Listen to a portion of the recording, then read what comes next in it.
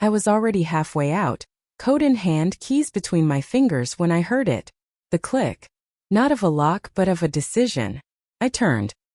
He was standing there, hand still resting against the door, the silence between us trembling like a held breath. I didn't speak. I didn't move. And neither did he. We weren't supposed to be alone together. Not this late. Not after everything.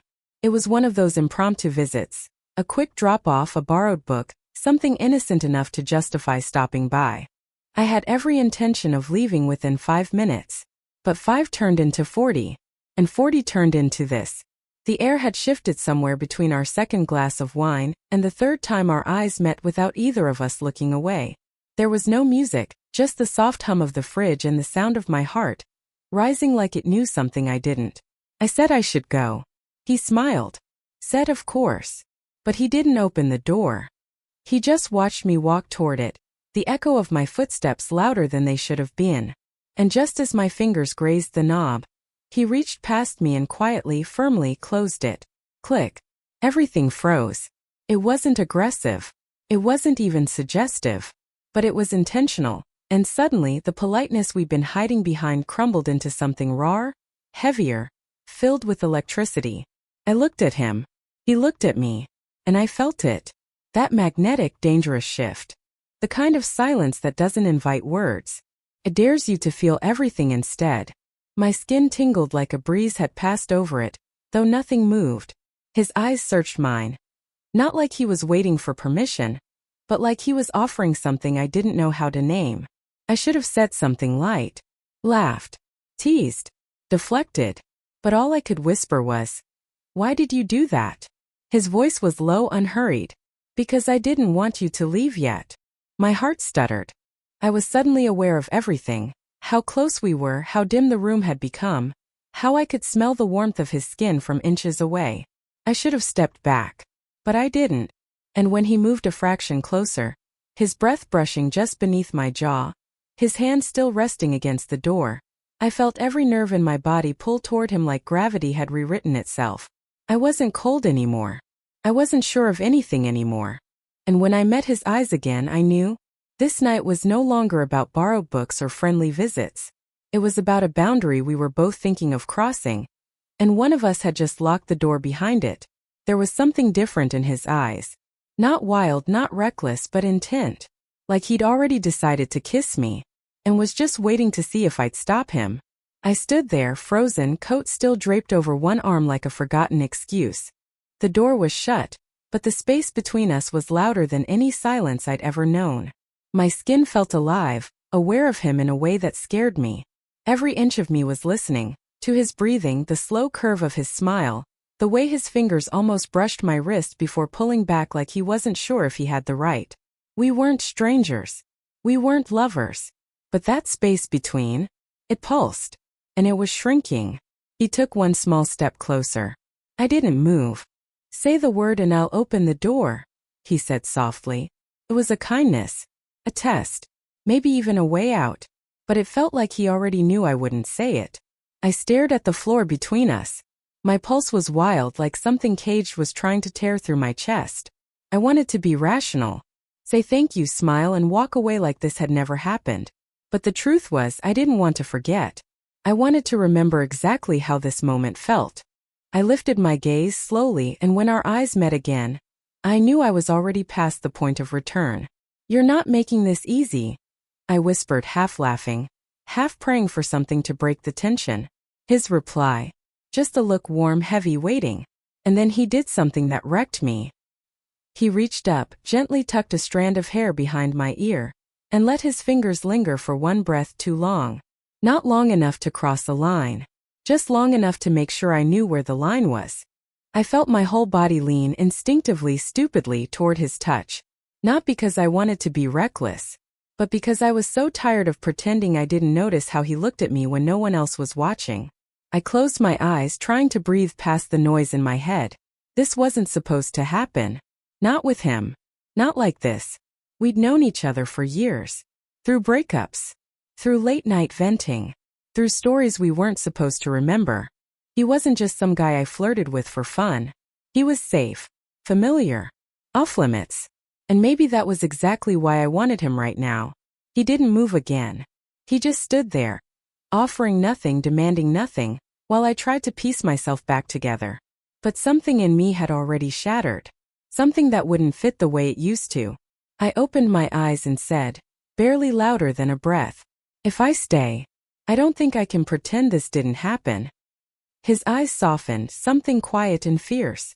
"I don't want to pretend." My knees nearly gave out. The air between us cracked like a storm about to break.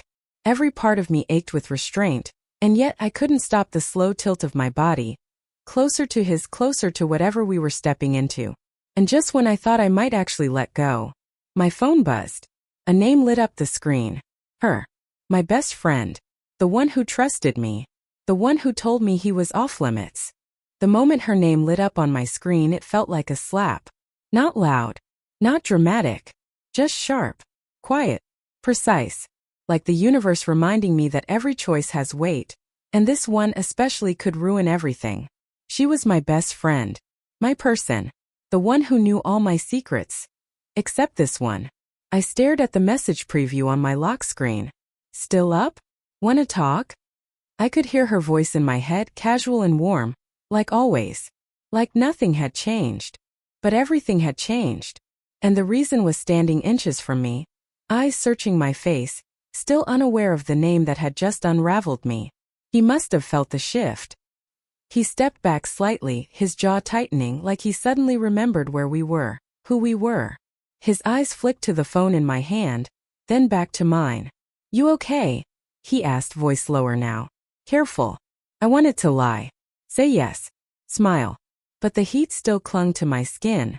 And her name was still glowing on the screen like a warning light I didn't want to see. My voice barely came out. "It's her." I didn't have to say her name. He knew. He closed his eyes for a second. I watched the guilt settle into his expression like dust falling on glass. And suddenly I hated how familiar this moment felt. Like we'd been tiptoeing toward this boundary for months. And now that we'd crossed it, the fall felt both inevitable and impossible. "I should go," I said. It was the right thing. The responsible thing. But I didn't move. Because the truth? The truth was darker than I wanted to admit. I'd thought about this moment before. More than once. I'd wondered what it would be like to be this close to him, to feel his eyes on me like he saw something no one else did, to feel his hands where they weren't allowed to be. And I'd always pushed it away, buried it under loyalty, under rules, under fear. But now it wasn't a thought anymore. It was real. And real was so much harder to walk away from.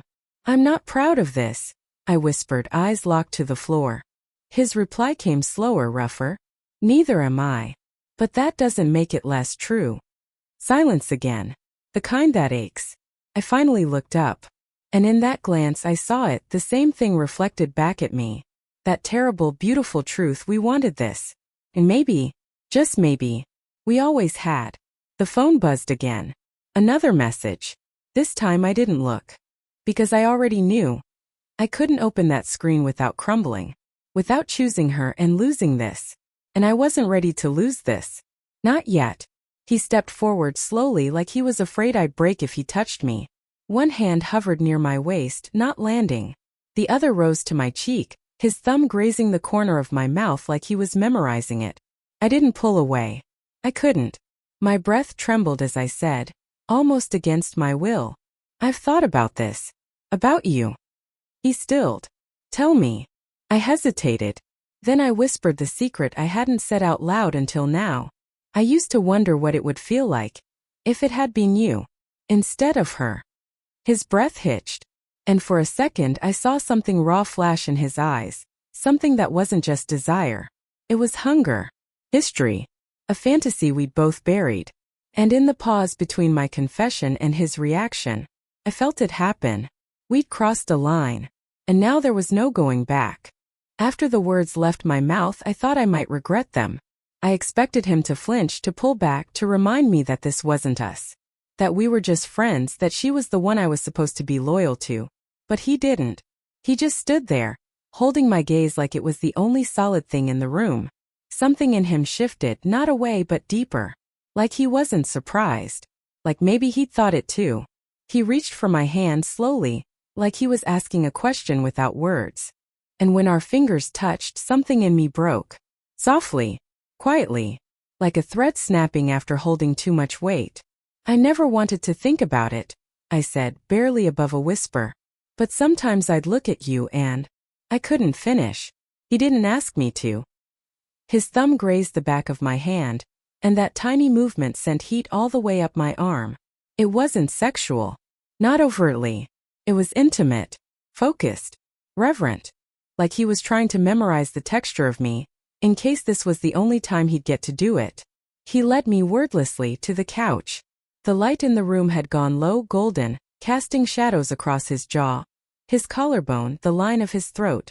I sat beside him, careful not to brush against him, even though every cell in my body was begging to close the space. We didn't touch. Not yet, but the air between us crackled. I tucked my knees under me, pulling the blanket from the armrest into my lap like a shield. He mirrored the movement with his own quiet version of restraint, leaning back just enough to look casual, but not enough to hide the tension building in his chest. The silence grew heavier. I could hear our breathing. I could hear my thoughts. Racing, arguing, pulling me in two directions at once. What are you doing? This is wrong. But you don't want to stop. But it's not yours to want. But you've already wanted it for too long. Then he spoke, his voice low, careful, deliberate. You know what the worst part is? I looked at him, afraid to answer. What? He smiled softly, not cruelly. Almost sadly. I never let myself want you. Until I realized you already wanted me. I felt my throat tighten. That honesty. It cracked something in me I didn't even know was closed. We didn't move closer. We just sat in it. The truth. The weight of it. I glanced at his hands, resting, still but tense. Like they were holding something back. Like they wanted to reach for me but weren't sure if they were allowed. I had the same feeling deep in my stomach. That ache. That almost. My phone buzzed again. This time I didn't check it. I couldn't. Because if I looked I'd see her name. And if I saw her name I'd remember who I'm supposed to be. And right now, I couldn't be that version of myself. Not with his knee brushing mine. Not with the way he was looking at me like I was something he'd been waiting years to touch. Do you want me to open the door? He asked again. It wasn't just a question. It was a lifeline. A chance to undo it all. A way to step back from the cliff we were standing on. But I didn't answer. I just reached over slowly and placed my hand over his. Not to hold it. Just to feel it. To confirm that this was real. And when he didn't move, didn't pull away, didn't ask me to explain, I whispered the most dangerous truth I'd ever let myself say. I think I've always wanted this. Even when I didn't admit it. He exhaled like he'd been holding his breath for months. And in that quiet, stolen moment I realized. This wasn't just temptation anymore. It was confession. And neither of us could take it back. I don't know how long we sat there. His hand under mine, the silence wrapped around us like a secret. There were no touches beyond that. No kisses. Just stillness. Tension. But it felt more intimate than anything I'd ever done in a bedroom. Because this was a choice. This was two people fully aware of what it meant to stay still. And choosing not to move away. I keep wondering, he said suddenly, his voice nearly a whisper. If she knows. I blinked, my heart lurching. What? His eyes didn't leave mine. Her. Your best friend. My ex. Do you think she ever noticed the way we looked at each other? I opened my mouth. Closed it. Because the truth was yes. I wondered the same thing. There were moments. Little ones. Her teasing me about how he always laughed harder at my jokes. The way her tone would change if I texted him first. The way she used to sit between us at parties. Not casually. Strategically. I never questioned it back then. Because back then I was still pretending I didn't feel what I felt. I don't think she knows, I said carefully. But maybe she felt it. His smile was sad. Sharp around the edges. You know what's messed up? He said, leaning his head back against the couch, eyes to the ceiling. I used to feel guilty for how easily I could talk to you. I swallowed hard. He continued. She'd get frustrated sometimes. Said I opened up to you more than her. And she wasn't wrong. But I thought it was harmless. He turned his head to me. It wasn't, was it? I shook my head. Slowly. No. It wasn't. Something cracked open after that. Something old and quiet and full of meaning. We started talking not about now but about then. All the almosts. The times we stayed too long after group dinners. The way we sat next to each other on couches, knees brushing for hours. The one night he walked me to my car in the rain and we stood under my umbrella for 10 extra minutes, saying nothing. Did you ever think about it? He asked. I didn't even pretend to misunderstand. All the time. His eyes darkened. I shifted slightly on the couch, my thigh brushing his again. I didn't move it. Neither did he. He turned toward me, slowly, deliberately. One arm resting on the back of the couch, the other falling near my knee, close but not touching. I could feel the air between us tightening. My skin prickled in anticipation. And then, his hand moved. Not far. Not fast. Just enough for his fingertips to graze the inside of my wrist again.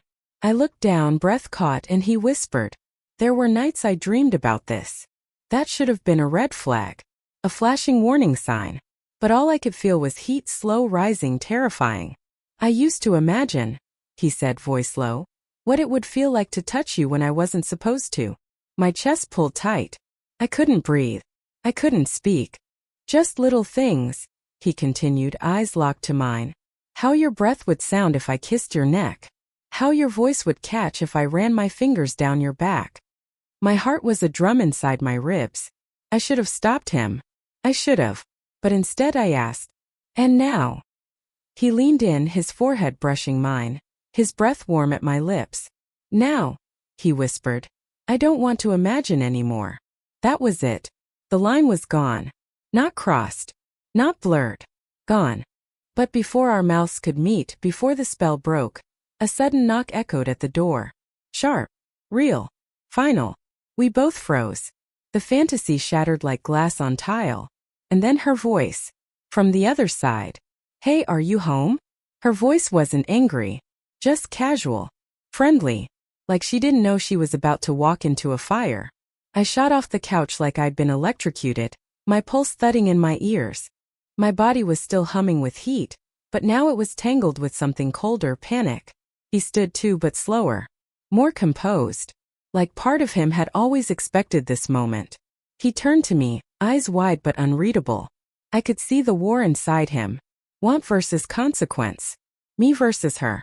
I backed away from the door, breathing hard, pressing a hand to my chest like I could quiet what was screaming inside it. Another knock. Lighter this time. Your car's out front. Are you okay? I turned to him. What do we do? His answer was soft, steady. You don't have to do anything. But that was a lie. Because we'd already done everything. I looked around the apartment like it could offer answers. The wine glass is still on the table. My coat, tossed over the back of the couch. The faint warmth still lingering between our bodies.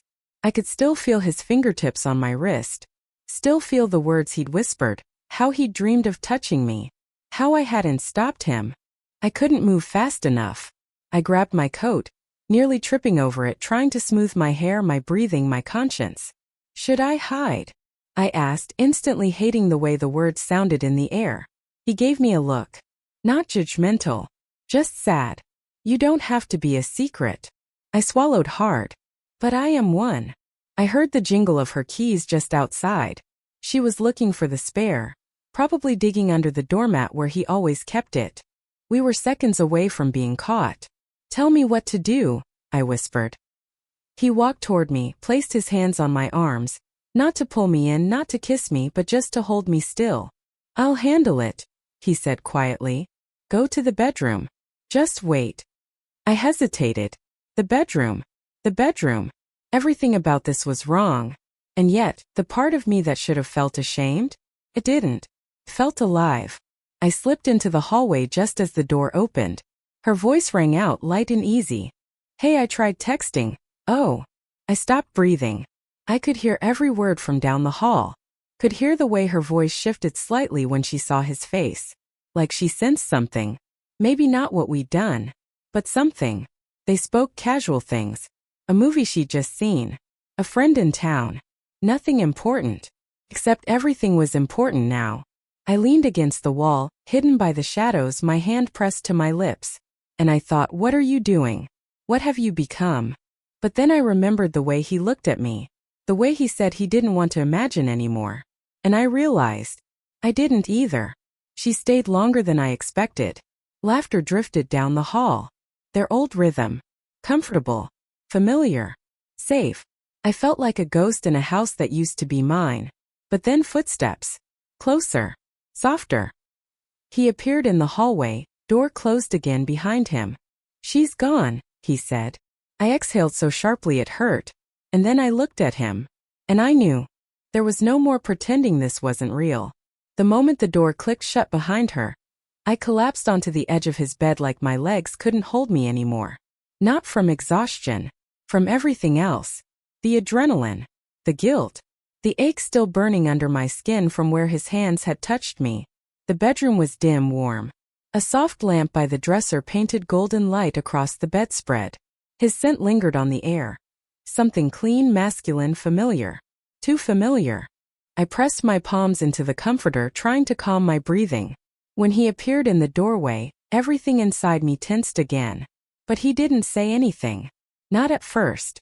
He just stood there, watching me in that way he always had. Like I was a question he'd never been brave enough to ask out loud. I thought I was going to be sick, I whispered. He nodded once. Slow. Heavy. I know. A pause. Then, you didn't have to hide. I laughed short, bitter. Yes, I did. Because she still thinks this is innocent. That we're innocent. He took a step into the room. Are we? He asked. My eyes met his. And I didn't answer. Because we both knew the truth. He sat beside me. Not touching. Just near. The quiet stretched between us again. Thick and almost unbearable. I could still hear her voice echoing in my memory. I could still feel his breath at my lips. And I couldn't keep pretending this was just a moment we stumbled into. So I said it. The one truth I tried to avoid from the beginning. I think I wanted this to happen. He didn't flinch. Didn't act surprised. Instead, he looked at me like I just opened a locked door inside him. I tried to ignore it, he said. Tried to be the good guy. The ex who respected the lines. He turned to me and his voice dropped. But you were always the one I noticed. Even when I wasn't supposed to. My breath caught. I could feel the mattress shift beneath us as he leaned closer. Not touching, but close enough that I felt the heat radiate off him in waves. I told myself it was just friendship. Chemistry. Nothing more. He looked at my mouth. But I lied. My whole body buzzed with tension. This wasn't like before. This wasn't playful. This was confession. And it was undoing me. I felt something rise in my chest, grief maybe. Or desire. Or both. Do you feel guilty? I asked. He was quiet for a long time. Then, only when I think about her. And the rest of the time? His voice was a whisper. I feel like I finally breathed. He reached for me again. Not with hunger this time, but with something gentler. He touched my jaw, his thumb brushing beneath my cheekbone like he was wiping away a thought. You don't have to decide anything tonight, he said. We can stop. Walk away. No one ever has to know. But I did know. I knew that even if we never touched again, something had already happened that couldn't be undone. I wasn't the same girl who walked into this apartment tonight. And he wasn't the same man I thought I could resist. I leaned into his hand, eyes closed, and whispered, I don't want to stop. When I said the words, I don't want to stop, he didn't smile. He didn't grab me. He didn't kiss me. He just exhaled. Like those words were something he had been holding inside too. Something heavy. Something holy. And then he reached for me slowly. Like he didn't want to break the moment. Like he didn't want to break me. His arms circled around me, and I let myself fall into them, into him without resistance. Not because I didn't care, but because I finally stopped lying about the fact that I did. We didn't rush. There were no fireworks. No sharp, breathless tearing. Just closeness. Hands moving slowly over shoulders. Fingers tangling in hair. The soft brush of his lips against my temple, like a question and an apology wrapped in one. We moved like we'd done this before in 100 different dreams. Like our bodies already knew the rhythm. And somewhere in the quiet, in the warmth of his sheets and the sound of his breath against my skin, I stopped feeling guilty. Not because it wasn't complicated, not because it wasn't messy, but because it was real. This wasn't a mistake we stumbled into. This was a feeling we both tried to bury. And tonight it refused to stay buried. We didn't talk much afterward. Just lay there, half draped across each other, like gravity had changed its rules. He traced slow circles into my back. I counted the beats of his heart. And somewhere in the early hours of morning, I whispered a question I didn't even know I needed to ask. What happens now? He didn't answer right away. Then, I don't know. But I'm not letting go unless you ask me to. And I didn't ask him to. By the time I left, the sun was beginning to rise. The world looked the same, but I didn't. I got into my car, hands still trembling from everything we didn't say, and everything we finally did. And as I pulled away from his place, her name popped up on my phone again. Miss you. Call me soon. I stared at the screen, and for the first time I didn't know what to say, because I'd stayed when I was supposed to leave, and I won't pretend I'm sorry.